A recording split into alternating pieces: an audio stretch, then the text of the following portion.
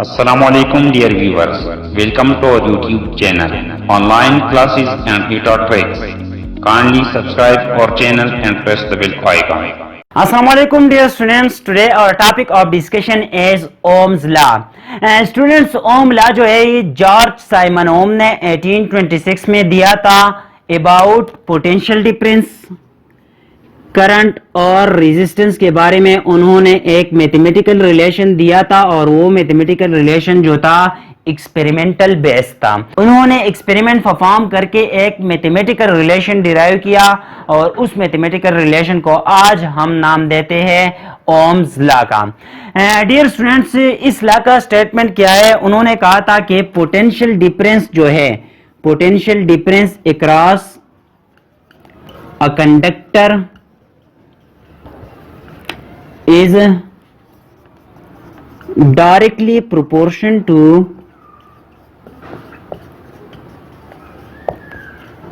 the current in the conductor,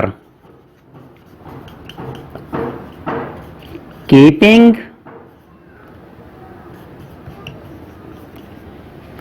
physical condition constant.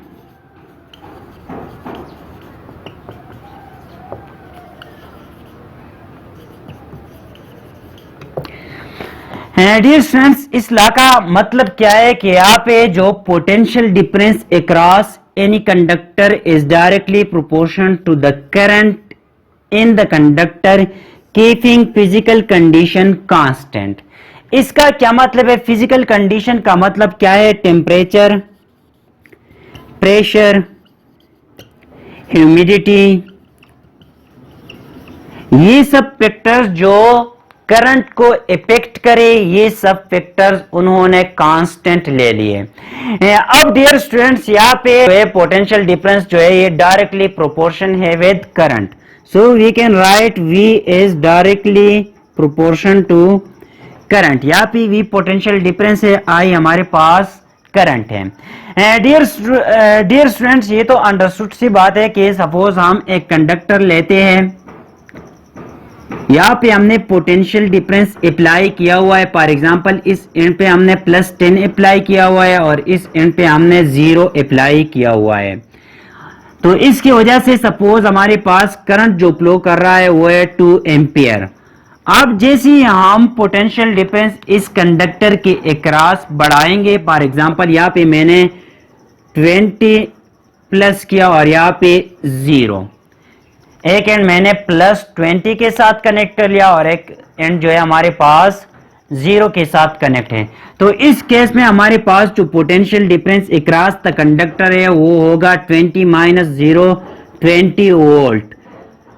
10 volt की वजह से करंट जो फ्लो कर रहा है वो है 2 एम्पियर। तो डेफिनेटली 20 वोल्ट की वजह से करंट जो फ्लो करेगा वो 4 एम्पियर होगा। इट मींस कि जब हम पोटेंशियल डिफरेंस को इंक्रीज करेंगे तो करंट भी हमारे पास इंक्रीज होगा। अब डियर स्टूडेंट्स, यहाँ पे प्रोपोर्शनलिटी हटाने के लिए हमारे पास आ जाएगा V is equal to IR। ये R जो है ये है रेजिस्टेंस ऑफ द कंडक्टर, ये है रेजिस्टेंस ऑफ द कंडक्टर जो कांस्टेंट है। यहाँ पे आप I को इस साइड पे शिफ्ट करें तो हमारे पास आ जाएगा V divide by I is equal to R। Dear students, अब अगर हम VI का ग्राफ देखें, सपोज ये हमारे पास है I और ये हमारे पास है V। तो डियर स्टूडेंट्स, यहाँ पे जैसे ही हम वोल्टेज को इंक्रीज करेंगे वैसे ही हमारे पास करंट भी इंक्रीज होगा। तो हमारे पास एक ग्राफ आएगा लीनियर, एक लीनियर ग्राफ हमारे पास आ जाएगा। सपोज ये हमारे पास वो लीनियर ग्राफ है। अब डियर स्टूडेंट्स, यहाँ पे अगर आप देखें तो change in Y divide by change in X is equal to slope. ये हमने पढ़ा है क्लास फर्स्ट ईयर में कि हमारे पास स्लोप बराबर होता है change in Y divide by change in X। अब यहाँ पे Y एक्सिस पे हमारे पास है V जो पोटेंशियल डिफरेंस है, डिवाइड बाय यहाँ पे अगर आप देखें तो एक्स एक्सिस पे है हमारे पास current, V divide by current which is equal to resistance. तो यहाँ पे पोटेंशियल डिफरेंस और करंट का जो ग्राफ है उस ग्राफ के स्लोप को हम कहते हैं रेजिस्टेंस। यहां पे अगर आप देखें तो स्लोप हमारे पास कांस्टेंट है, इस पॉइंट इन पॉइंट के दरमियान अगर देखें तो ये भी कांस्टेंट है, इन पॉइंट के दरमियान देखें तो भी स्लोप वही होगा, इन पॉइंट के दरमियान देखें तो भी स्लोप वही होगा। इट मीन्स कि हमारे पास जो स्लोप है वो कांस्टेंट रहेगा।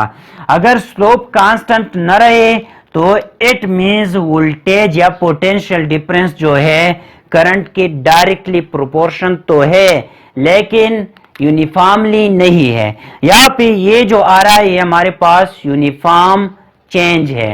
Uniform change in V will cause a uniform change in I in case of Ohm's law. अगर यूनिफॉर्म चेंज नहीं आ रहा हो तो वो कंडक्टर जो है ओम्स लॉ को ओबे नहीं कर रही और उस कंडक्टर को हम कहते हैं नॉन ओहमिक कंडक्टर। अब डियर स्टूडेंट्स यहाँ पे जो लॉ है V is equal to IR, ये actually scalar form of Ohm law है, scalar form of Ohm's law है। इसका वेक्टर फॉर्म क्या आ जाएगा डियर स्टूडेंट्स? यहाँ पे अगर आप देखें तो ये V जो है पोटेंशियल डिफरेंस ये भी स्केलर है, करंट भी स्केलर है और रेजिस्टेंस भी स्केलर है। अब डियर स्टूडेंट्स यहाँ पे अगर आप देखें तो पोटेंशियल डिफरेंस तो हमें पता है कि स्केलर है क्योंकि इसका तो डायरेक्शन नहीं होता। यहाँ पे अगर करंट की बात हम करें तो इसका डायरेक्शन भी होता है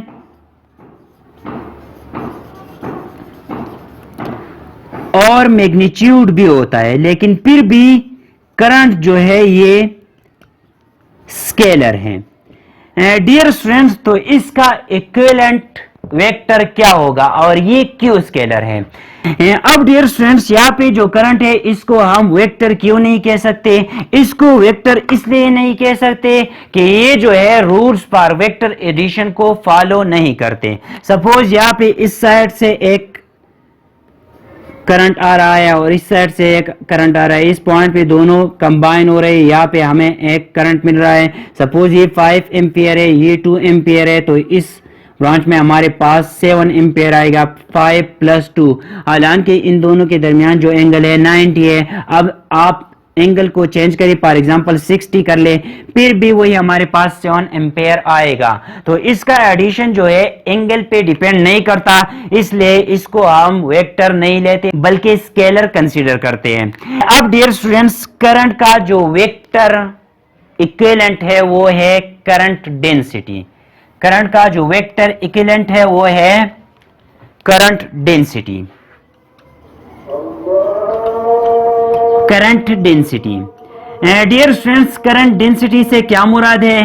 जब करंट फ्लो कर रहा हो तो cross sectional area, for example ये हमारे पास एक कंडक्टर है, यहां से करंट फ्लो कर रहा है। यहाँ पे अगर हम एक परपेंडिकुलर एरिया ले ले तो इस परपेंडिकुलर एरिया से जो करंट फ्लो कर रहा है इसको हम कहते हैं करंट डेंसिटी।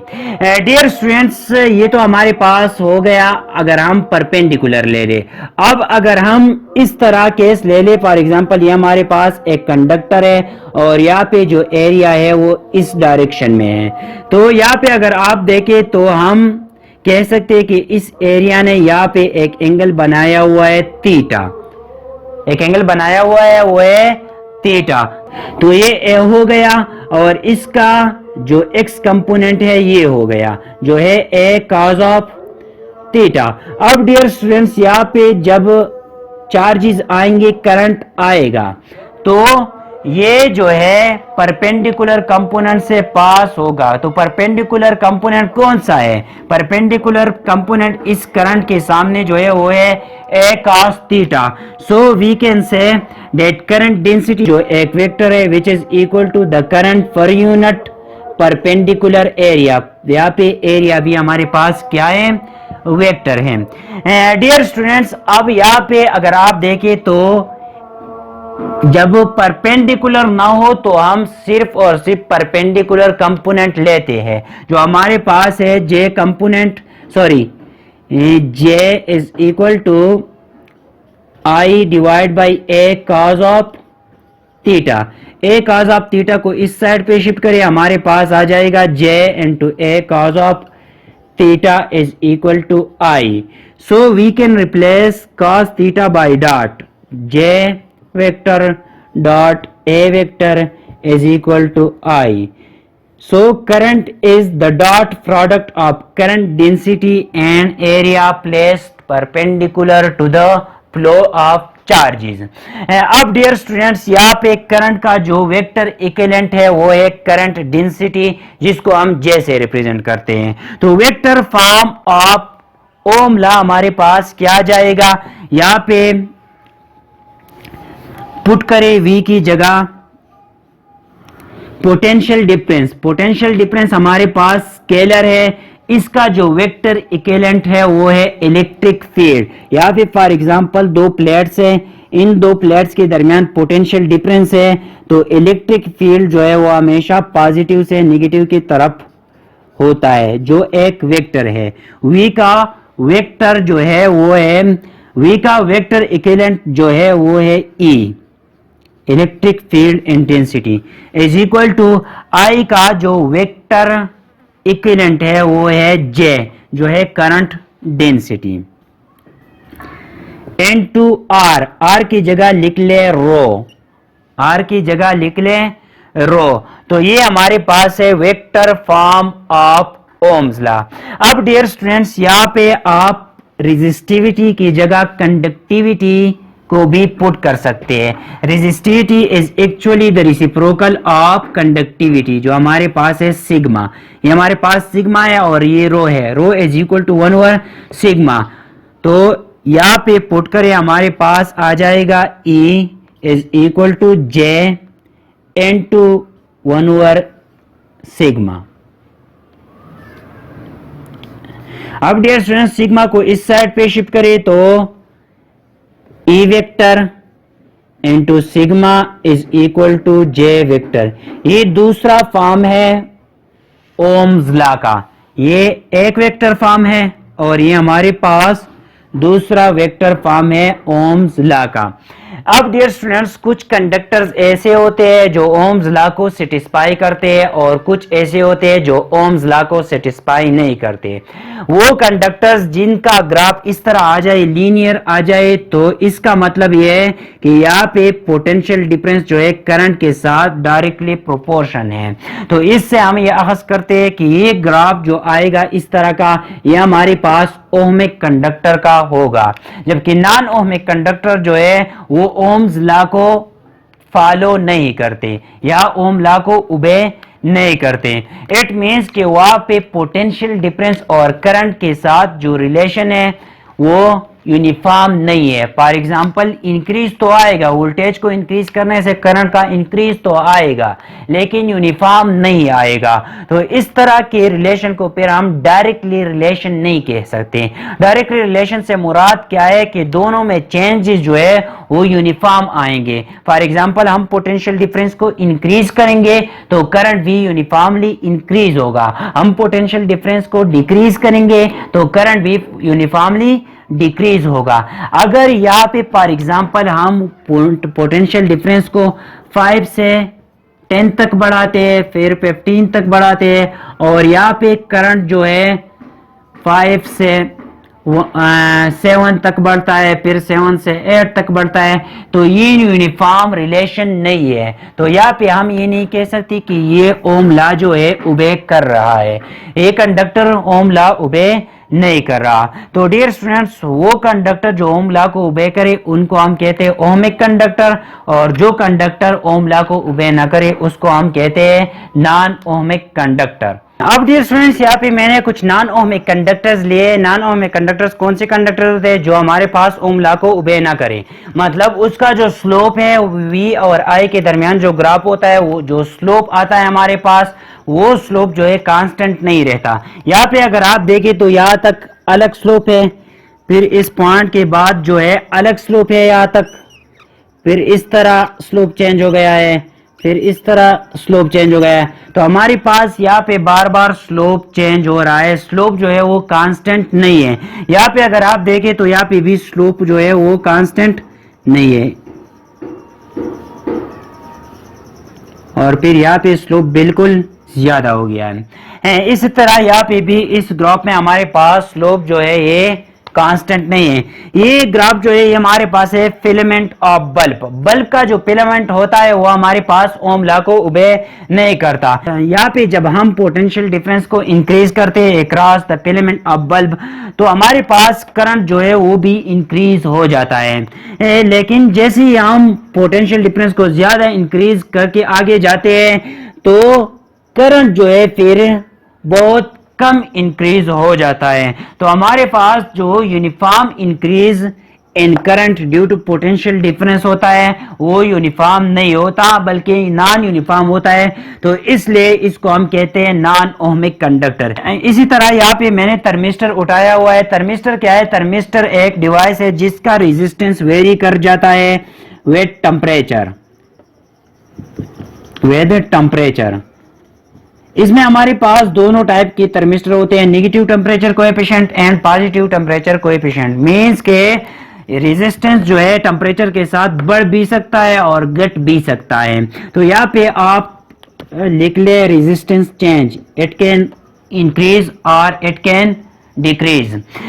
डियर स्टूडेंट्स, इस तरह ये हमारे पास थर्मिस्टर का ग्राफ है। यहाँ पे अगर आप देखें तो इस साइड पे मैंने वोल्टेज या पोटेंशियल डिफरेंस लिया है, यहाँ पे करंट लिया हुआ है। इस तरह यहाँ पे अगर आप देखें तो इसका जो ग्राफ है ये भी हमारे पास लीनियर नहीं है, तो ये भी नॉन ओहमिक कंडक्टर है। इसी तरह डायोड जो है, डायोड में पहले जो जब वोल्टेज कम हो तो बिल्कुल करंट फ्लो नहीं करता।